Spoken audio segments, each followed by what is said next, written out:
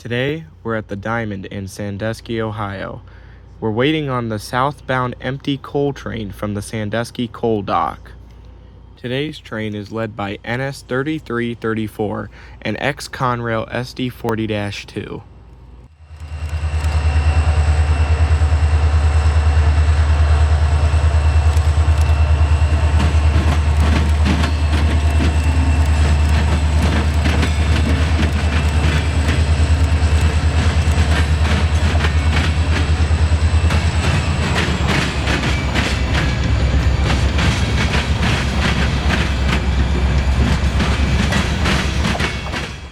Built in 1977 by EMD, Conrail 6364 served Conrail at the very beginning, working all the way until the Norfolk Southern merger. Conrail 6364 wouldn't get its patch out until 1999, later being repainted into Norfolk Southern paint in 2008.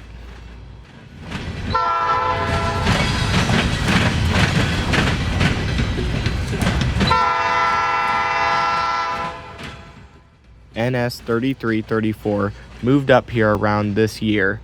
Before coming up to Sandusky, NS3334 would work local areas that you've seen in my videos before, such as Mingo Junction, Conway, and Steubenville, Ohio. NS3334 still retains its Conrail cab signal box located on the engineer side of the locomotive.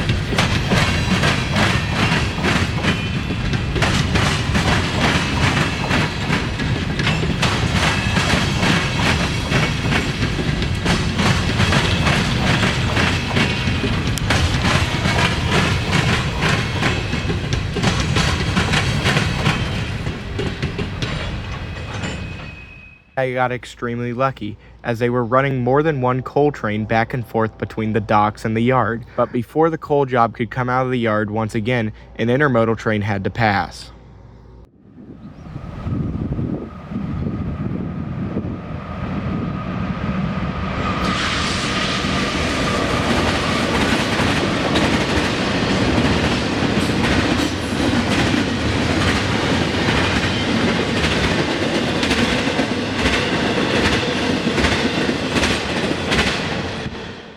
Now with traffic cleared up, NS3334 could come back towards the docks. NS3334 would lead long hood forwards out of Sandusky Yard, while coming back they would go short hood forwards.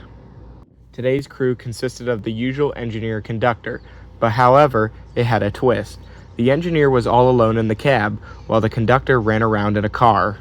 But because of this, the engineer had to check his switches by getting out of the cab. The conductor would show up a couple minutes later.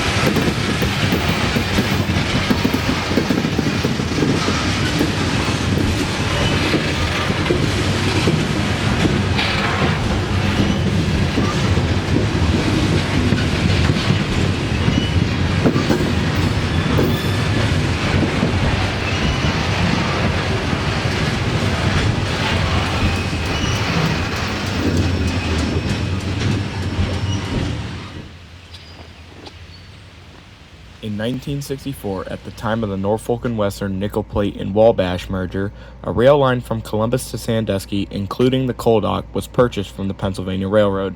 This gave the N&W a lake port tied directly to the N&W coal fields. Coal dock number 3, Pier 3, which is shown here, was built on a man-made field and put into service in 1939 at the cost of $5 million. On site at the dock are 5 tracks with a capacity of 300 loaded cars and 3 tracks for 180 empties. Also, a mile away is the Sandusky Yard, which is part of the Bellevue-Sandusky Terminal.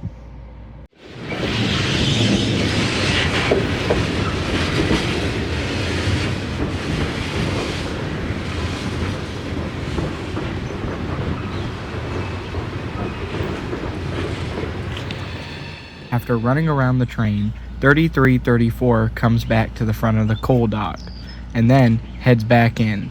The conductor told me it was time for their lunch break, and they wouldn't move till 1. But, according to the railroad, everything happens 2 hours later, so I decided this would be the last time I would catch them.